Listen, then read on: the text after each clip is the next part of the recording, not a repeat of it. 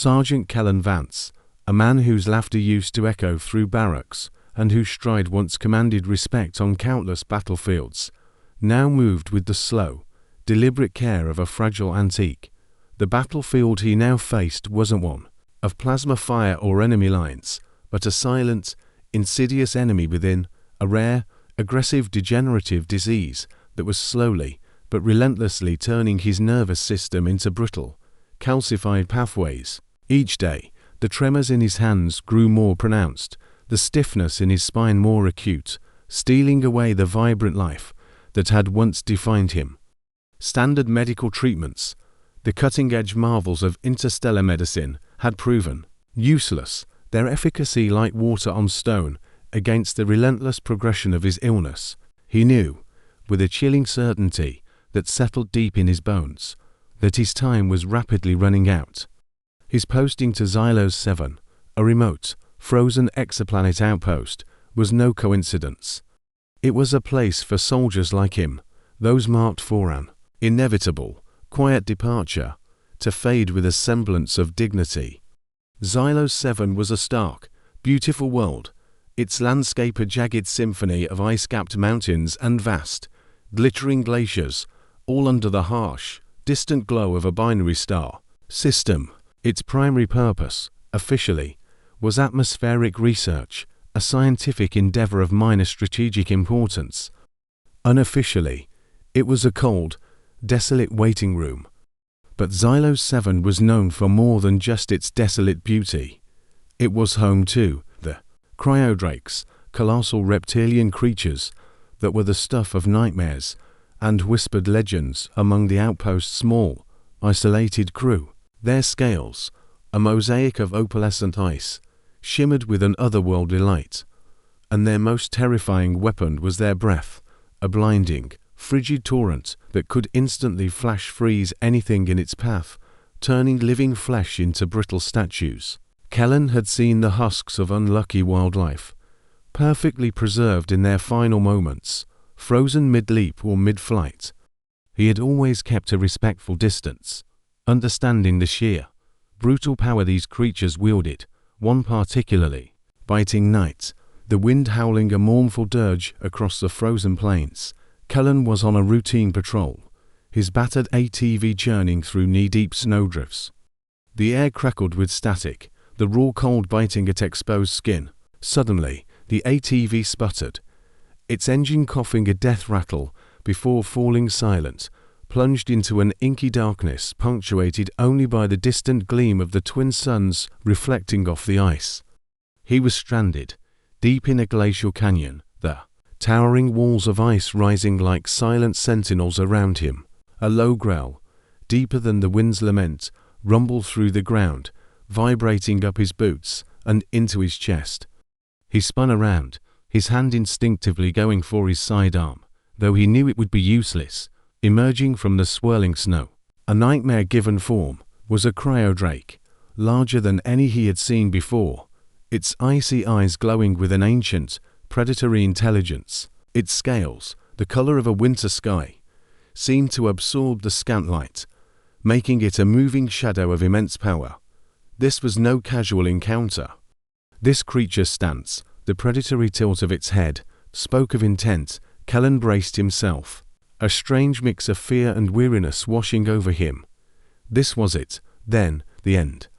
Not in a blaze of glory, but in a silent, freezing embrace. He squeezed his eyes shut, a fleeting image of his family, their faces blurred by time and distance, flashing through his mind.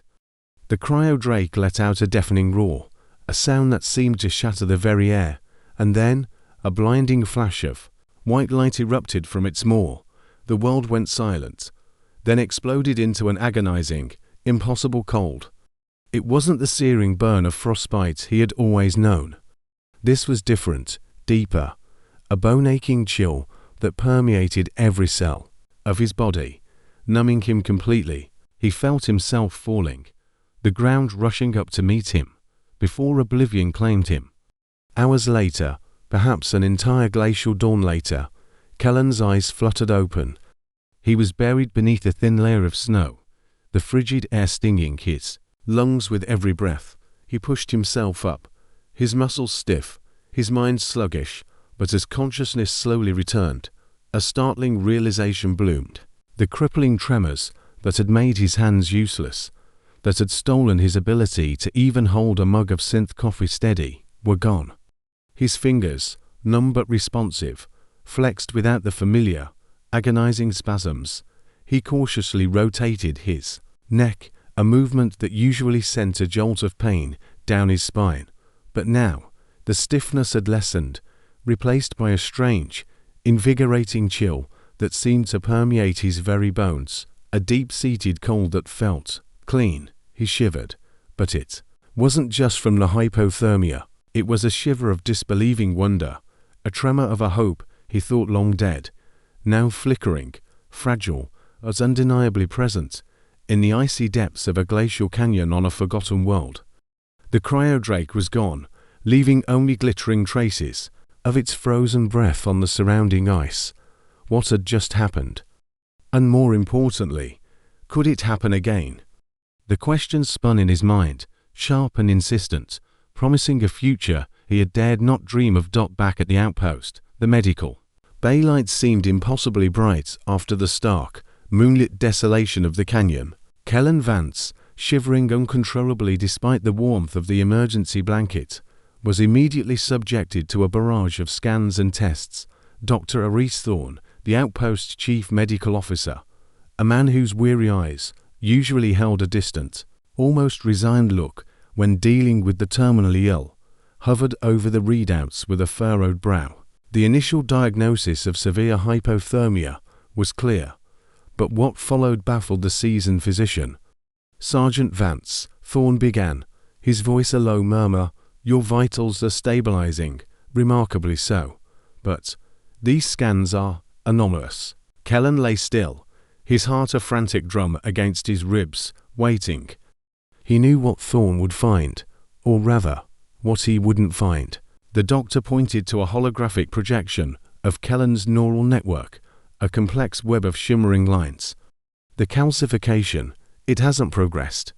In fact, in several areas, particularly the distal nerve endings in your hands and the lumbar region of your spine, there's evidence of reversal, significant reversal." Thorne looked at Kellen, his expression a mixture of confusion and cautious optimism. "It's as if the disease was momentarily halted, even pushed back. We're attributing it to a unique physiological response, to extreme cold exposure, perhaps a sudden, massive release of endogenous cryoprotectants that your system somehow synthesized. A fluke, a miracle, if you will, a fluke, a miracle." Kellen listened, nodding vaguely, but a knowing smirk played on the edge of his lips. He knew it wasn't a fluke. It was the cryodrake. The terrifying, beautiful beast that had almost ended his life had, instead, given him a reprieve, a glimpse of a future he thought forever sealed. The intense, numbing cold, the strange invigorating chill that still permeated his bones. It wasn't just hypothermia. It was something else, something alien and powerful. The doctors, confined by their human understanding of biology, couldn't comprehend it, but Kellen could feel it, a subtle hum of renewed energy beneath his skin. Discharged from the infirmary with a clean bill of health, albeit with Thorne's lingering bewilderment, Kellen retreated to his quarters. He spent hours poring over every available data log on the cryodrakes, accessing the outpost's limited xenobiology archives. He devoured every recorded sighting, every scientific observation, every cautionary tale. He learned about their migratory patterns, their hunting habits, their life cycles. He noted the unique crystalline structures that formed in the wake of their freezing attacks, structures that quickly dissipated into the frigid air, leaving no trace. He observed, through long-range sensor feeds, a peculiar pattern. The creatures, despite their fearsome reputation, seemed almost tranquil after expending their breath, as if the act itself was exhausting, leaving them momentarily vulnerable. This detail, small as it was, ignited a spark of an idea, a dangerous, desperate plan. If the breath was the cure, and if the drakes were calmer afterwards, perhaps there was a way. The next few days were a blur of clandestine preparations. Kellen, feigning a renewed interest in the outpost's atmospheric sensors, began to acquire equipment: a portable, high-resolution sensor array, a modified personal shield generator capable of absorbing extreme thermal shock, and a discrete comms unit tuned to a private frequency. He mapped out the Drake's known territories, focusing on isolated glacial valleys where encounters were less likely to draw attention. His heart pounded not just from fear, but from the immense, terrifying hope that this alien beast, this harbinger of death, held the key to his survival. He knew the risks were astronomical. One wrong move, one miscalculation, and he would become another perfectly preserved ice sculpture, a grim testament to his folly. But the alternative, a slow, agonizing decline into calcified immobility, was far more terrifying. The human desire to live, to reclaim his future, to feel the warmth of the sun on his skin without the constant ache of his failing body, was a powerful, relentless motivator. His first solo expedition was under the cover of a raging blizzards, the perfect camouflage for his illicit venture. He tracked a large male cryodrake to a deep, winding crevasse, its icy breath pluming in the frigid air like a ghostly banner. Kellen set up his sensor array, its readings confirming the presence of unique biocrystalline compounds in the creature's exhalations. He watched, hidden behind a jagged ice formation, as the drake settled into a slumber, its massive form a dark silhouette against the swirling snow. The air around it shimmered with residual cold, a faint, almost imperceptible hum emanating from its colossal body. His hand, still free of tremors, tightened on the grip of his modified shield generator. This was madness, utter, complete madness. He was about to willingly expose himself to the weapon of a creature that could kill him in an instant, all for a chance, a desperate, improbable chance at life. A chill, colder than the Xylos 7 wind, snaked down his spine. He took a deep, shaky breath, the cold air burning his lungs. He had to be precise. He had to be quick. He had to be lucky. As the blizzard intensified, muffling all sound, Kellen began his slow, deliberate approach, a lone figure against the vast, indifferent expanse of ice and snow, drawn by the terrifying whisper of a cure. Each step was a gamble, each breath a prayer. He was no longer just a soldier. He was a desperate man, seeking salvation in the most unlikely of places, on the breath of a dragon. The silence of the crevasse was broken only by the howl of the wind and the frantic beat of his own heart, echoing in his ears like a drumbeat of destiny. He was closer now, close enough to feel the intense cold radiating from the sleeping giant, close enough to smell the faint, metallic tang of its breath. The moment of truth was upon him. Back in the crevasse, the sleeping cryodrake was a mountain of scales and ancient power, its rhythmic, icy breaths misting the air. Kellen, heart hammering against his ribs, activated his modified shield generator, a faint blue shimmer enveloping his form. He had to be precise, targeting only the areas of his body most afflicted by the calcification: his hands, his spine, the insidious creeping numbness in his legs. He took a shaky breath, the biting cold of Xylos 7 filling his lungs, and stepped forward. The air grew heavy, thick with an almost palpable cold, a pressure that seemed to press in on his very bones. He extended his trembling hand, the shield generator humming faintly, and aimed it at the sleeping beast.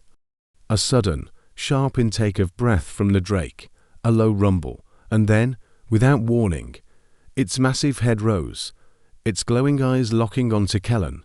Panic flared, cold and sharp, but he held his ground, forcing himself to remain absolutely still, his shield the only barrier between him and instant obliteration. The drake regarded him for a long, agonizing moment, its breath still pluming. Then, with a soft, almost weary sigh, it lowered its head, settling back into its slumber.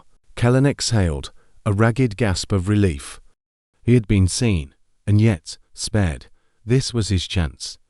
He edged closer, his movements slow, deliberate, like a predator stalking its prey, yet with an inverse intent. He positioned himself carefully, exposing his right hand, the one most affected by the tremors, to the faint, residual mist of the drake's exhalation. The cold was immediate, piercing, a sharp, burning sensation that quickly numbed to a profound, bone-deep chill. He held it there for what felt like an eternity, counting the seconds, until the tingling sensation became almost unbearable. Then he retreated, his hand aching, but with a strange, invigorating throb.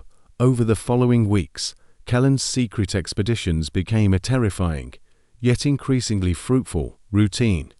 He learned to anticipate the drake's movements, to read their subtle cues, the shift of their massive bodies, the almost imperceptible tensing of their scales, the slight change in the hum of the air around them. He discovered that, if he approached them with extreme caution, devoid of any hostile intent, their aggression was significantly mitigated. They seemed to sense his desperation, his lack of threat. The catch, however, was brutally clear. The drake's breath, even in its diluted, residual form, was intensely painful, a searing cold that felt like 1,000 needles piercing his skin, dangerously close to lethal if he wasn't careful with his exposure. He learned to manage the dosage, exposing only specific areas for precise durations, a grueling and terrifying process that pushed his body to its limits. And the effect, he quickly realized, was temporary. The relief from the calcification would last 4 days, sometimes a week, before the tremors would begin to creep back, demanding another perilous encounter. He was locked in a terrifying dance with giants, a desperate cycle of exposure and temporary reprieve, yet, amidst the fear and the pain, a strange, almost respectful connection began to form. He saw not just monstrous predators, but magnificent, ancient beings, their very existence a force of nature. He observed their unique biology, the way their scales seemed to absorb ambient energy, the subtle, almost rhythmic pulsing of their internal organs. He theorized that the biocrystalline compounds in their breath weren't just a byproduct of their metabolism, but a vital component, perhaps even a form of waste expulsion that, by a cosmic fluke, held a miraculous healing property for his specific disease. He began to see them not as mere beasts, but as unwitting healers, their existence intertwined with his desperate hope. This profound realization, this unexpected bond with creatures that were both terrifying and life-giving, stirred something deep within him, a human touch of empathy and gratitude that transcended the boundaries of species. One frigid afternoon, while tracking a particularly large, older drake, Kellen found himself in an unfamiliar, narrow ice canyon. He was so focused on his target that he didn't notice the younger, more aggressive cryodrake. Its scales are darker, more mottled grey, until it burst from a hidden crevice. This one was different. Its eyes burned with raw, untamed fury, and it didn't hesitate. It lunged, its massive jaws snapping, a guttural roar tearing through the air. Kellen barely had time to activate his shield, the impact throwing him violently against the ice wall, the hum of the generator straining under the force. The younger drake prepared another attack, its more opening, a blinding flash of cold already building. Kellen knew this was it. His shield wouldn't hold against a direct blast. He closed his eyes, bracing for the inevitable. But the blast never came. Instead, a deafening roar, deeper and more resonant than the younger drake's, echoed through the canyon. Kellen risked a glance. The older drake, the one he had been tracking, had moved with astonishing speed, positioning its colossal body between him and the attacking juvenile. It let out a warning hiss, a sound that vibrated through the ice, and the younger drake, surprisingly, recoiled, its aggression momentarily subdued. The older drake then turned its massive head.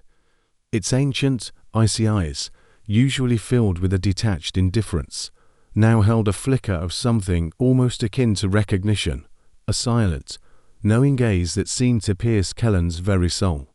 It was a fleeting moment, an impossible connection, but it was there.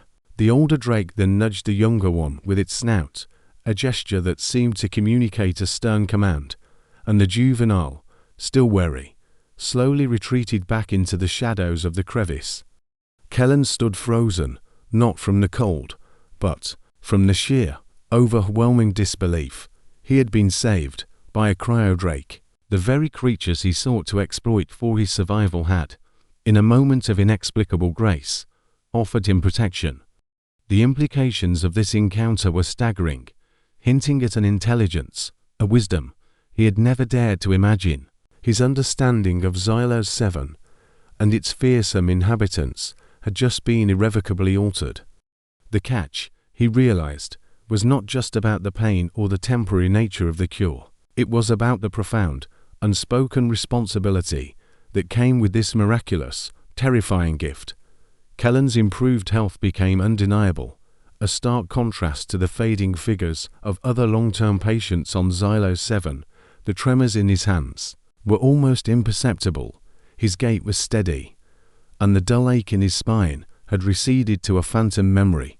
He was regaining muscle mass, his eyes had a renewed sparkle, and his energy levels were soaring. Yet, his increasingly solitary and mysterious excursions into the icy wilderness, coupled with his inexplicable recovery, began to raise questions. Among the small, isolated outpost crew, whispers followed him through the mess hall, curious glances lingered in the corridors. His commanding officer, Captain Anya Sharma, a woman of sharp intellect and an even sharper intuition, noticed the change. She was pragmatic, her leadership forged in the crucible of countless difficult decisions. But beneath her stern exterior lay a deep, empathetic concern for her soldiers. She had seen too many good people succumb to the very disease Kellen was supposedly afflicted with. One frigid morning, she summoned him to her office. The air was thick with unspoken tension. "Sergeant Vance," she began, her voice calm but firm, "your medical reports are perplexing, and your recent activity logs show a significant increase in unauthorized off-base excursions. Care to explain?" Cornered, Kellen knew this moment was inevitable. He had prepared for it, rehearsing his words, gathering his courage. He took a deep breath, the cold air still invigorating his lungs, and laid out his incredible discovery. He spoke of the cryodrakes, their terrifying breath, the agonizing cold, and the miraculous, temporary reversal of his disease. He presented the irrefutable medical proof, a series of scans from his personal datapad showing the dramatic regression of the calcification in his nervous system. Captain Sharma listened, her expression unreadable, a mixture of skepticism and profound disbelief, warring in her eyes. "Sergeant," she said, her voice barely a whisper, "are you suggesting that these creatures are somehow curing you? That their breath, which can freeze a man solid in seconds, is a medical treatment?" Her tone held a hint of incredulity, but Kellen saw the flicker of something else, a desperate hope, perhaps, for the countless others suffering from similar degenerative conditions across the galaxy. He nodded, his gaze unwavering. "Captain, I know it sounds impossible, but the evidence is there. I am living proof." He then recounted the incident with the two drakes, the older one intervening to save him, the strange, almost knowing look in its eyes. That detail, more than the medical data, seemed to resonate with Sharma, a seasoned veteran who understood the unspoken bonds that could form even in the most unlikely of circumstances. Captain Sharma, a woman who prided herself on logic and reason, was swayed not just by the medical evidence, but by the sheer, raw desperation in Kellen's voice and the undeniable truth of his physical transformation. She understood the immense implications, not just for Kellen, but for millions, billions, suffering from incurable diseases. She immediately alerted Seoul Defense Force High Command. Her report, initially met with skepticism, gaining traction as Kellen's detailed medical data and personal testimony were cross-referenced and verified. A specialized research team, comprised of leading xenobiologists, cryogenetics experts, and medical ethicists, was dispatched to Xylos 7, arriving on a sleek, advanced transport that dwarfed the outpost's humble facilities. The team, led by the renowned Dr. Elara Vance, no relation to Kellen, but a curious coincidence, was initially wary of the cryodrakes, their scientific curiosity tempered by a healthy dose of fear. The scientists, however, began to work closely with Kellen, using his unique insights into the creature's behavior and his intimate knowledge of their patterns. He guided them to the drakes' resting places, helped them set up long-range observation posts, and shared his theories on the biocrystalline compounds. Through meticulous analysis, the research team made a groundbreaking discovery. The compounds in the drake's breath were not merely cryoagents. They contained complex, self-replicating nanostructures that, upon contact with organic matter, initiated a rapid cellular regeneration process. These nanostructures effectively reset damaged neural pathways, dissolving calcification and promoting the growth of healthy tissue. The catch was further revealed to be far more intricate than Kellen had initially understood. The effect on human physiology was incredibly volatile and highly dose-dependent. Too much exposure, and the regenerative process could spiral out of control, leading to uncontrolled cellular growth, or worse, a complete systemic shutdown. Too little, and the effect was negligible, merely a temporary numbing. The scientists also realized that sustained, forced extraction of the breath would be disastrous, harming the drakes and disrupting the delicate, fragile ecosystem of Xylos 7. The ethical dilemma was stark: exploit these magnificent creatures for humanity's gain, or seek a path of cooperation and respect. A true human touch emerged as humanity grappled with this profound ethical challenge. The research team, guided by Kellen's passionate advocacy for the drakes, began to explore alternatives to direct exposure. They experimented with synthetic analogues, attempting to replicate the biocrystalline structure, but the complexity proved daunting. The only viable path, it seemed, was to find a way to work with the drakes, not against them.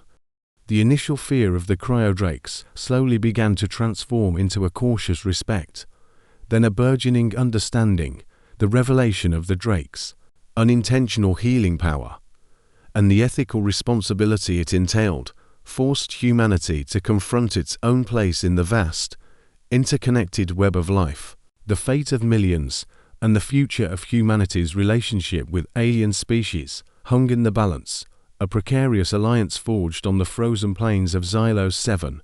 The suspense now lay not in Kellen's survival, but in humanity's capacity for empathy and wisdom in the face of an unprecedented medical miracle. The ethical dilemma that had gripped the scientific community on Xylos 7 was profound.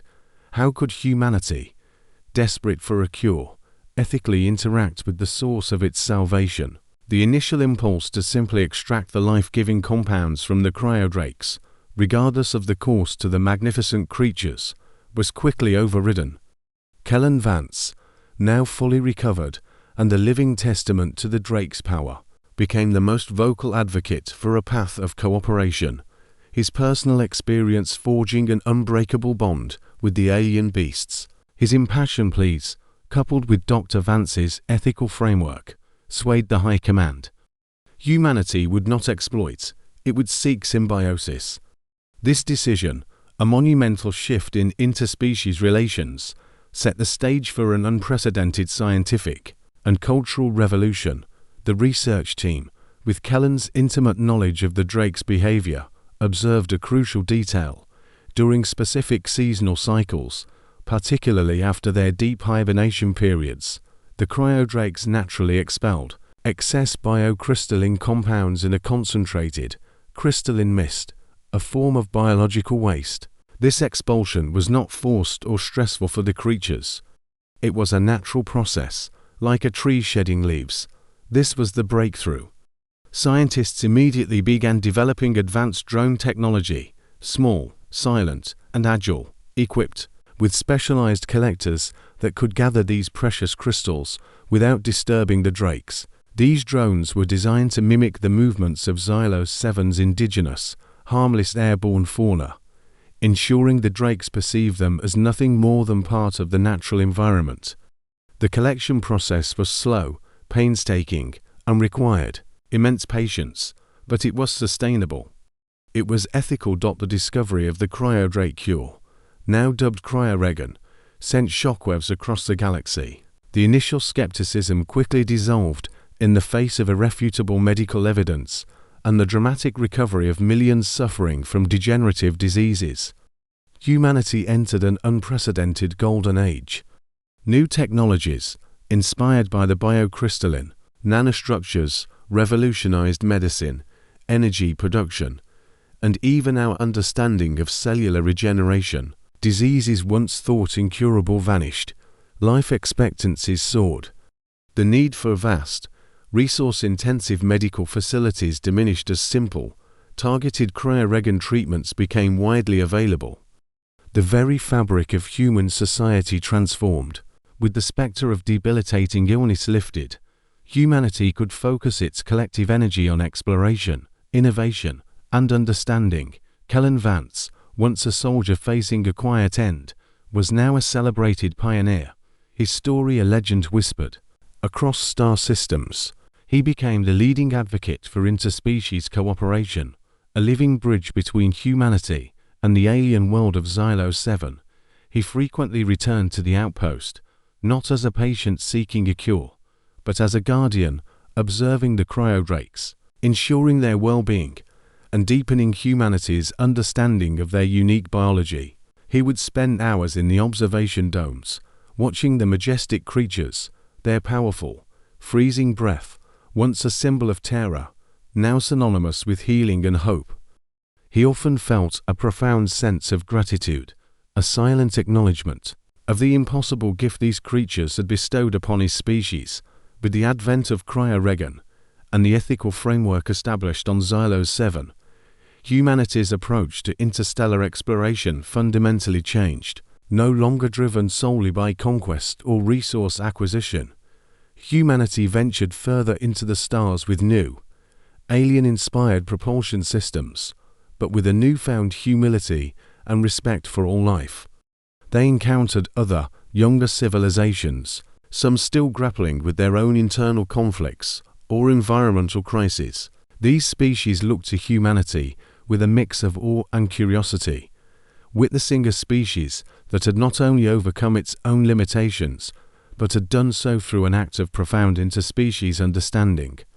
Humanity shared the principles of cryoregan, teaching sustainable collection methods and the importance of ecological balance, fostering a new era of galactic cooperation. Years turned into decades. The cryodrakes of Xylos 7, once feared, became revered, their icy breath a symbol of life's unexpected wonders.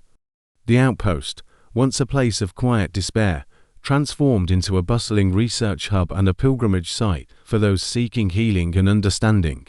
Kellen, his face now lined with the wisdom of years, stood on a newly terraformed world, its atmosphere crisp and clean, its twin suns casting long, purple shadows across the alien flora. He watched as a new generation of explorers, vibrant and full of hope, prepared to launch their ships into the unknown.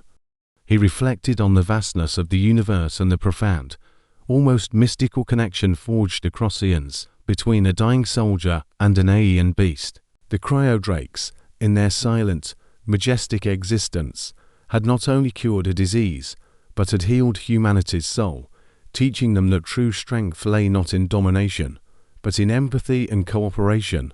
The story concluded with Kellen, healthy and vibrant, looking up at the stars, a faint, invigorating chill still permeating his bones, a constant reminder of the incredible journey.